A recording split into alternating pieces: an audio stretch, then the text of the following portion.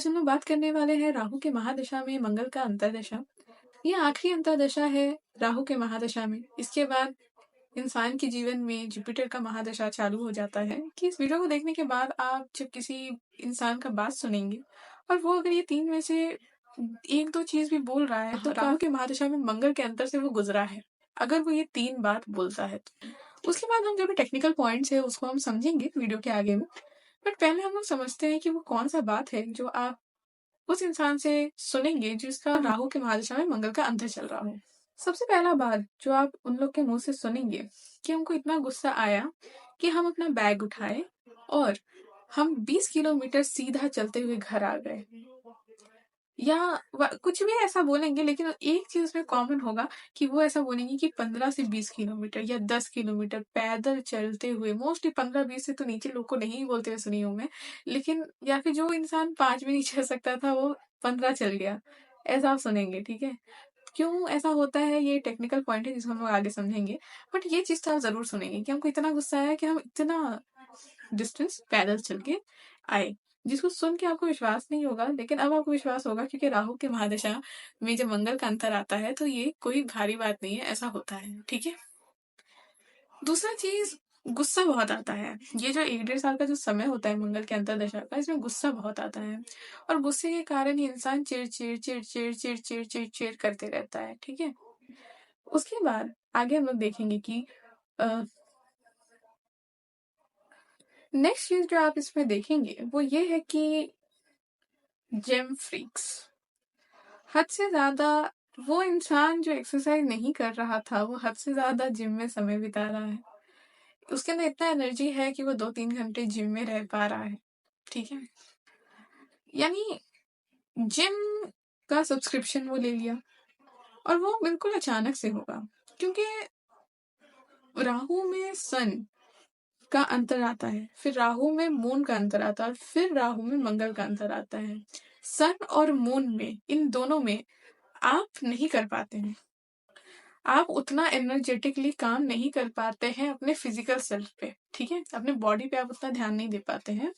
तो मून में तो आपका मन ही नहीं करेगा कुछ करने का। ठीक है, आपको मन करेगा कि आप परे रहें, आप कहीं अंधेरे में परे रहें, आप किसी से बात नहीं करें, एंजाइटी होगा, टेंशन होते रहेगा। लेकिन जैसे ही मंगल का अंतर आता है उसके 1 महीने पहले से ऐसा इंसान बहुत ही ज्यादा मोटिवेट हो जाता है और अब वो एग्जीक्यूट भी कर पाता है।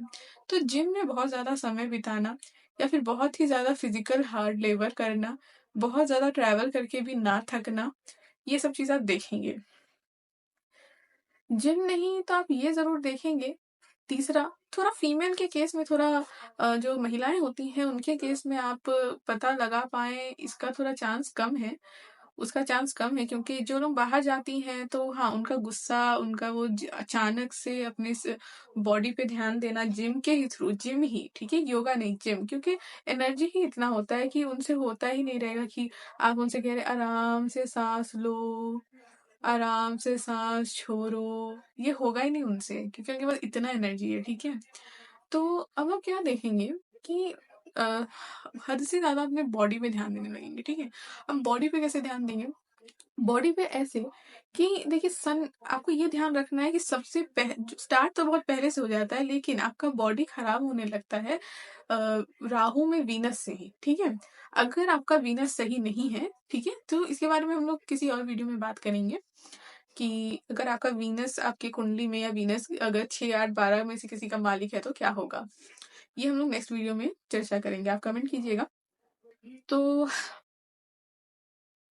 होता क्या है कि जब भी आपका शुक्र का अंतर आता है, ऐसे याद रखिए, शुक्र, सन, मून, एम, ठीक है, वी सोम करके। ठीक है, तो जब आपका शुक्र आता है तब आप लेजी हो जाते हैं। ठीक है, लेजी होंगे, मीठा खाएंगे और भी काफी सारा चीज होगा जो कि हम नेक्स्ट वीडियो में बात करेंगे, तो आप मोटे हो जाएंगे। ठीक है, सन के आते ही आपकी बॉडी में डिहाइड्रेशन होगा, आपका हेयर फॉल होना चालू हो जाएगा।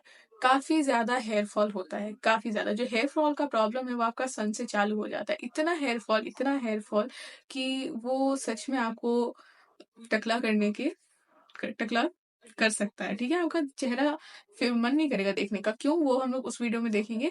और उसके बाद आपका फेस ना काफ़ी ज़्यादा कैसा सनके में बहुत जला-सा हो जाता है, मतलब बहुत डल-सा भी हो जाता है।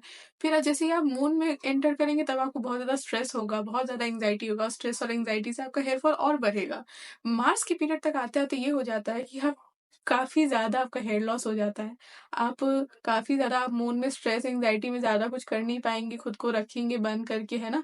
तो आपका बॉडी विड्रॉल हो जाएगा। मार्स के जब तक आप मार्स के अंतर्दशा तक पहुँचेंगे ना, तब तक ये 3 महादशा आपको आपके बॉडी के वर्स्ट पोज़ीशन में पहुँचा चुका होगा, अगर आपको नहीं पता होगा कि आप इन सब से गुज़र रहे हैं, तो आपको केयर रखना है।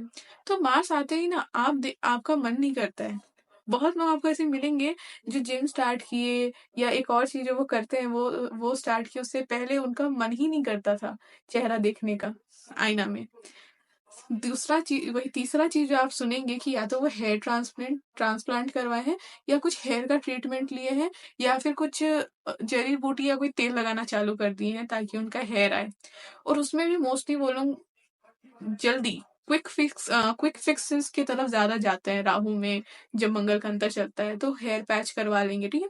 नेचुरल वे वो यूज़ नहीं करते हैं जल्दी, उनको बिल्कुल इंस्टेंट रिज़ल्ट चाहिए, क्योंकि मंगल है ना, इसलिए उसको जल्दी चाहिए, जो चाहिए मतलब काफ़ी ज़्यादा एनर्जी उस इंसान के अंदर है। अब हम लोग टेक्निकल पॉइंट्स डिस्कस करेंगे, बट ये आप ज़रूर देखेंगे कि वो या तो हेयर ट्रांसप्लांट या तो हेयर पैच लगवाया है, या कुछ भी हेयर रिलेटेड ट्रीटमेंट करवाया है, क्योंकि उसका मन नहीं करता है अपने आप को शीशे में देखने का, ठीक है?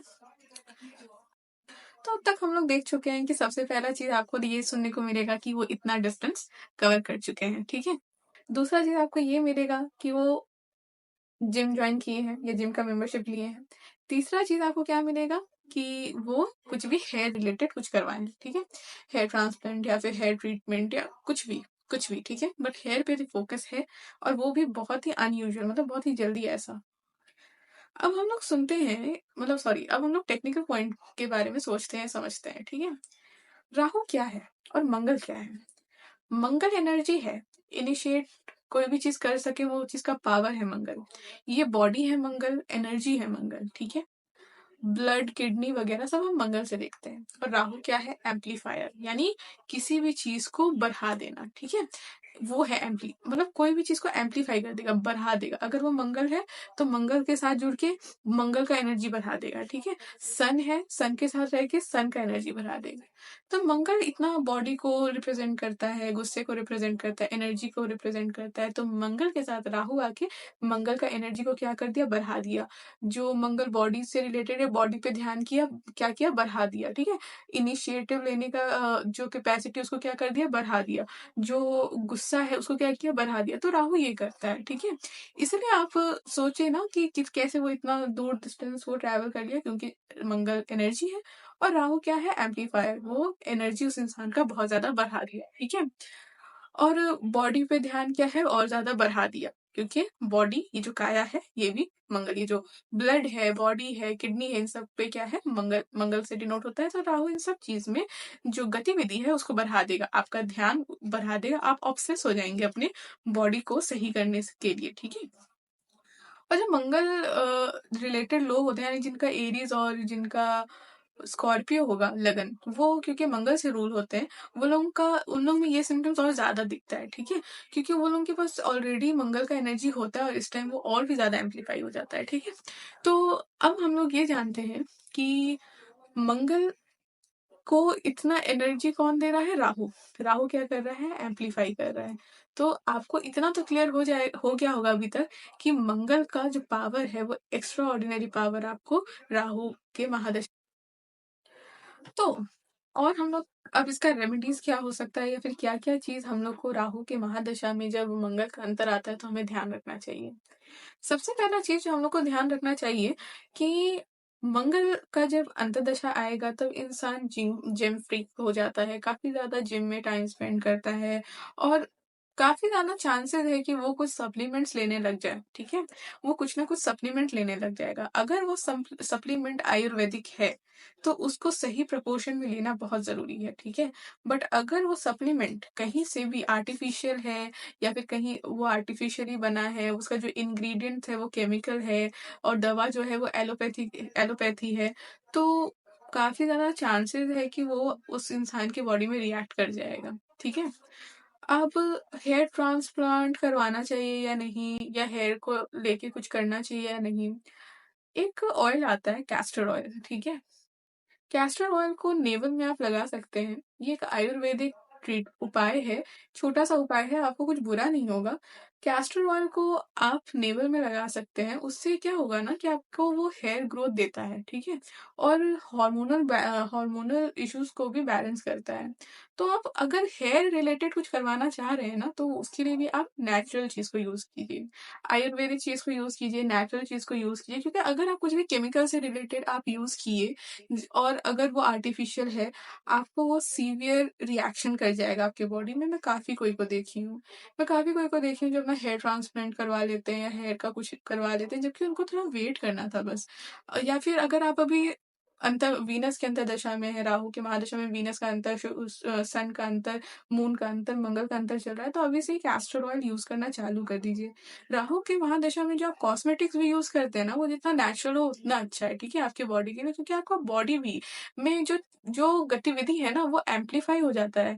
जिस भी ग्रह का अंतर चल रहा है, उससे रिलेटेड सिम्पटम्स एम्प्लीफाई हो जाता है, तो नॉर्मल तो आपका बॉडी रिएक्ट नहीं करता है राहु के महादशा में। जैसे कि आपका आउटर वर्ल्ड नहीं करता, वैसे आपकी बॉडी के अंदर भी ना कुछ भी नॉर्मल रिएक्ट नहीं हो रहा होता है। तो आपको योगा की तरफ जाना चाहिए, आपको नेचुरल चीज़ की तरफ जाना चाहिए, जो आपकी बॉडी को एक स्थिरता दे, ठीक है? क्योंकि रेस्टलेसनेस काफ़ी होता है राहु के महादशा में। तो और क्या रह गया डिस्कस करना? तो आपको इतना तो समझ में आ गया होगा कि कौन-कौन सा अनयूजुअल चीज़ आप जब कोई मंगल की अंतर्दशा में होता है तो आप देखते हैं। जिम, बहुत लॉन्ग डिस्टेंस ट्रैवल कर पाना, इतना एनर्जी होना, हेयर रिलेटेड कोई चीज़, सर्जरी या हेयर ट्रांसप्लांट जैसा कोई चीज़ करवाना। ये और आप ये भी देखेंगे कि सप्लीमेंट्स लेना, ठीक है? तो सप्लीमेंट्स आपको ध्यान रखना है कि आयुर्वेदिक लें, ठीक है? जितना हो सके नेचुरल चीज़ की तरफ जाएँ। जिम करना सही है, आप जिम करिए, कोई दिक्कत नहीं है, बट ट्राई कीजिए कि वो जो आर्टिफिशियल सप्लीमेंट्स है उसको आप अवॉइड करें, ठीक है? अब बहुत कुछ आपके चार्ट पे भी डिपेंड करता है, ठीक है? कि चार्ट में कौन से हाउस को मंगल रूल करता है, कौन से हाउस में जाके मंगल बैठा है, ये भी काफ़ी ज़्यादा डिसाइड करता है कि आपका मंगल का अंतर्दशा कैसा जाएगा। बट ये कुछ बेसिक चीज़ें, जनरल चीज़ें जो मैं हर किसी के अंतर्दशा में, मंगल के अंतर्दशा में देखी हूँ। और एक चीज़ रहता है किडनी। किडनी से रिलेटेड प्रॉब्लम हो सकता है, ठीक है? मैं बहुत कोई को किडनी स्टोन से रिलेटेड उनको ये आइडेंटिफ़ाई होता है कि उनको किडनी स्टोन है, किडनी स्टोन से रिलेटेड वो दवा खाते हुए मैं देखी हूँ, ठीक है? तो अच्छा होगा कि आप अच्छे से कंसल्ट करवा लें इस टाइम पे, ठीक है? और अवॉइड कीजिए बिना वजह का सिंथेटिक या आर्टिफ़िशियल दवा लेना। बहुत ही अच्छे से कंसल्ट करा के इस टाइम पे आप मेडिसिन लीजिए। अगर आयुर्वेदिक मेडिसिन या होम्योपैथिक मेडिसिन को का आपको एक्सेस है, तो अच्छा कंसल्ट करवा के लीजिए, ठीक है? बहुत गुस्सा आता है मंगल के अंतर्दशा में, जो इंसान इतने टाइम से इतना प्रताड़ना सह रहा है, उसके अंदर एक एनर्जी आता है कि अब वो किसी भी सिचुएशन से लड़ जाएगा। पर इस एनर्जी को हैंडल करना बहुत ज़रूरी है। ये आखिरी समय है जब राहु आपको दुनिया का सच दिखाना चाहता है, दुनिया का हर वो डार्क चीज़ आपको दिखाना चाहता है, आपको अवगत कराना चाहता है, और सही मायने में कैसे सेल्फिश बना जाए। लोग अगर सही मायने में सेल्फिश बन जाए ना, तो अपने आप को बहुत अच्छा बना पाएँगे, और जब खुद को अच्छा बना पाएँगे तो उनका सराउंडिंग अच्छा बन पाएगा, और जब उनका सराउंडिंग अच्छा बन जाएगा तो एक सोसाइटी अच्छा बन ही जाएगा। लेकिन दिक्कत ये है कि लोग सही तरीके से सेल्फिश भी नहीं होते हैं, वो अपना भी ख़्याल नहीं रखते हैं, और वो चाहते हैं कि कोई दूसरा उनके मन, दिमाग और बॉडी का ख़्याल रख दे। बट राहु आपको सिखाता है, तो राहु आपको सिखाता है कि सेल्फिश बनिए, सही कारणों से सेल्फिश बनिए। आपको ये राहु का पीरियड एक इमेंस एनर्जी आपको देता है, जो लाइफ टाइम आपको मोटिवेशन देगा कि जब ये कर लिए तो वो भी कर लेंगे, है ना? राहु एक ऐसा एनर्जी है जो आपको कोई और प्लैनेट नहीं देता, ठीक है? इस एनर्जी को डायरेक्ट अगर आप कर पाए, अगर आप राहु के मोटिव को समझ पाएँ, तो राहु का महादशा तकलीफ देगा, क्योंकि वो आपको अवेयर करवाना चाहता है।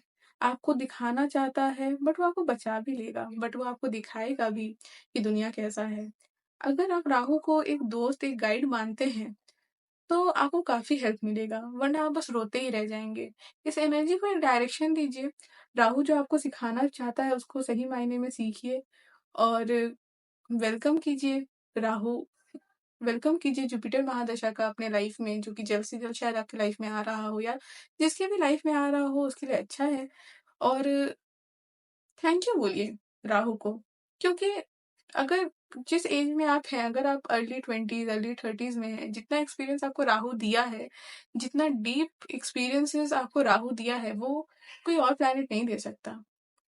आप फ्री फील कीजिए किसी भी तरीके का कमेंट जो आप इस टॉपिक पे और ज़्यादा जानना चाहते हैं, कोई चीज़ जो आप मुझे बताना चाहते हैं, ताकि मैं उस पे आगे वीडियो बनाऊँ और आप लोगों के साथ शेयर करूँ। मैं आप लोगों के क्वेश्चंस का ही वीडियो बना के आप पब्लिश कर दूँगी, अगर आप चाहते हैं तो।